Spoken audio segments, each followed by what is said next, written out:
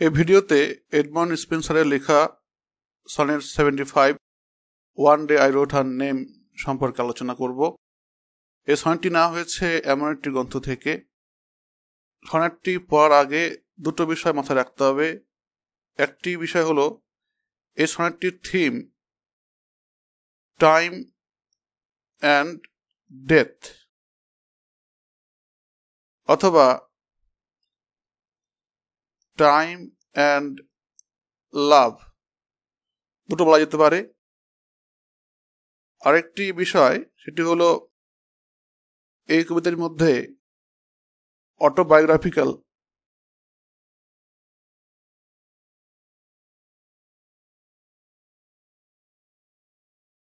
Element আমরা পাব, কারণ এডমন্ড স্পেন্সার যখন তার প্রেমিকা এলিজাবেথ বয়েলের সঙ্গে ভালোবাসার সম্পর্কে ছিলেন তখন তিনি এই সনেটটি তার প্রেমিকা এলিজাবেথ বয়েলের উদ্দেশ্যে লিখেছিলেন। স্বাভাবিকভাবেই এই কবিতার মধ্যে কিছু অটোবায়োগ্রাফিক্যাল এলিমেন্ট আমরা পাব, যেগুলো আমরা কবিতা পড়ার সময় দেখব। যদি প্রথমে আমরা সনেটের শিরোনামে যাই তা দেখতে পাব শিরোনামটি রয়েছে one day I রোট her name. তার বাংলা একদিন আমি তার নাম লিখেছিলাম। এখানে ওয়ান ডে বলতে এডমন্ড স্পেন্সার এবং এলিজাবেথ বয়েলের যে সম্পর্ক ছিল সেই সম্পর্কের মধ্যে চলাকালীন কোনো একটা দিন। এরপরে আসছি ফার্স্ট কোয়ার্টারে। One day I রোট her name upon the strand. একদিন আমি তার নাম লিখেছিলাম সমুদ্র সৈকতে। হার বলতে কবি এখানে তার প্রেমিকা এলিজাবেথ বয়েলকে বুঝিয়েছেন। But came the waves and washed it away. কিন্তু ঢেউ এসে তা মুছে দিয়ে গিয়েছিল। Again I রোট it with the second hand. আবার আমি দ্বিতীয়বার তা লিখলাম। মানে কবি প্রেমিকার নাম দ্বিতীয়বারের জন্য সে সমুদ্র সৈকতে নাম লিখেছিল। But came the tide and made my pains his prey. কিন্তু জোয়ার এলো এবং আমার পরিশ্রম তার শিকারে পরিণত হলো। যদি ওয়ার্ড নোটস করতে হয় তাহলে আমরা এখানে একটা অন্যতম শব্দ গুচ্ছ পাচ্ছি, সেকেন্ড হ্যান্ড। সেকেন্ড হ্যান্ড বলতে দ্বিতীয় হাত নয়, সেকেন্ড হ্যান্ড বলতে সেকেন্ড টাইম।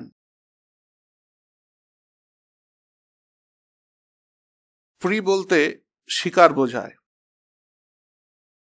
মাই পেইনস বলতে হার্ড ওয়ার্ক বোঝাবে এখানে। স্ট্যান্ড বলতে সি বিচ,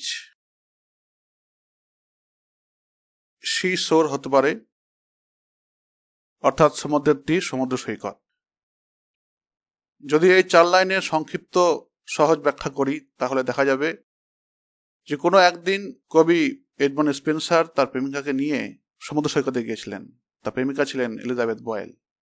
সে সমুদ্র সৈকতে যাওয়ার সময় হয়তো তিনি তার প্রেমিকার নাম সমুদ্র সৈকতের বালির উপরে লিখেছিলেন, কিন্তু দেখা যাচ্ছে সমুদ্রের ঢেউ এসে সেই নামটি প্রথমবারের মতো মুছে নিয়ে যায়।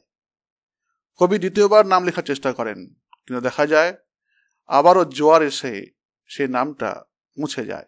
এইভাবে কবি দুবার চেষ্টা করে, কিন্তু কবির সেই পরিশ্রম সমুদ্রের ঢেউয়ের শিকারে পরিণত হয়, কবি সফল হয় না। এরপরে আসছি সেকেন্ড কোয়ার্টারে। Vain man said she. She বলতে কবির প্রেমিকা। That dost in vain assay a mortal thing so to immortalize. সে বলল, ব্যর্থ পুরুষ যে ব্যর্থভাবে এক মরণশীল বস্তুকে অমর করতে চেষ্টা করছে। For I myself shall like to this decay and eke my name be wiped out likewise. কারণ আমি নিজেও তো এই নামের মতো ধ্বংস হয়ে যাব এবং আমার নামও চিরকালের জন্য মুছে যাবে। সেকেন্ড কোয়ার্টারে সম্পূর্ণ কথাই পাচ্ছি আমরা প্রেমিকার মুখ থেকে। প্রেমিকা কবিকে বলেছেন ভেইন ম্যান।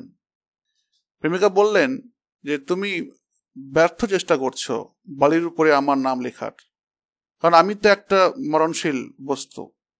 আমিও তো একদিন সেই নামের মতো মুছে যাব। সেকেন্ড কোয়ার্টেনে সেরকম আর কি কোনো শব্দ নেই, তবে এখানে এক রয়েছে, এর মানে হচ্ছে অলসো। এটা আমরা জেনে রাখতে হবে। এবার থার্ড কোয়ার্টেন। সেকেন্ড কোয়ার্টেনে প্রেমিকা কবিকে অভিযোগ করে বলেছিল, তার উত্তর হিসাবে কবি কি বলছে সেটা আমরা দেখব এখন। Not so could I let baser things devised to die in dust, but you shall live by fame. Could I মানে হচ্ছে আমি বললাম, কবি বললেন, আমি বললাম না, সেরকম হবার নয়, তুচ্ছ বস্তুদের মরতে দাও, ওরা ধ্বংস হোক, ধুলোয় মিশুক, কিন্তু তুমি বেঁচে থাকবে খ্যাতির মধ্য দিয়ে। My verse your virtues rare shall eternize, and in the heavens write your glorious name. আমার এই কবিতা তোমার বিরল গুণগুলিকে অমর করে রাখবে এবং স্বর্গে গিয়েও তোমার গৌরবময় নাম লিখে দেবে। থার্ড কোয়ার্টেনে কবি তার প্রেমিকাকে প্রত্যুত্তর হিসেবে বললেন যে তুমি তো বললে যে আমিও তো মরণশীল বস্তু, আমিও সেই নামটির মতো মুছে যাব।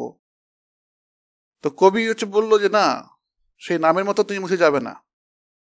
যারা তুচ্ছ বস্তু, বালির মতো তুচ্ছ বস্তু, তাদেরকে ধ্বংস হতে দাও, ধুলোয় মিশুক, কিন্তু তোমার নামটা খ্যাতির মধ্য দিয়ে বেঁচে থাকবে। আমার এই কবিতা তোমার সেই দুষ্প্রাপ্য গুণগুলিকে অমর করে রাখবে, এমনকি স্বর্গেও তোমার নাম গৌরবান্বিত করবে। ওয়ার্ড নোটস যদি করতে হয় তাহলে আমরা দেখতে হবে কোট মানে সেইড। আমরা বলতে পারি এখানে ডিভাইস মানে ধ্বংস করা, রেয়ার মানে দুষ্প্রাপ্য, ভার্চুস মানে গুণ, গ্লোরিয়াস নেম গৌরবময় নাম। এবার আসছি কাপলেটে। Where when as death shall all the world subdue, our love shall live and later life renew. যখন মৃত্যু সমস্ত জগৎকে নিমজ্জিত করবে, সাবডিউ মানে নিমজ্জিত করা, তখনও আমাদের ভালোবাসা বেঁচে থাকবে এবং পরবর্তী জীবনকে নবীকরণ করবে। পরবর্তী জীবন বলতে স্বর্গীয় জীবনকে বুঝিয়েছেন।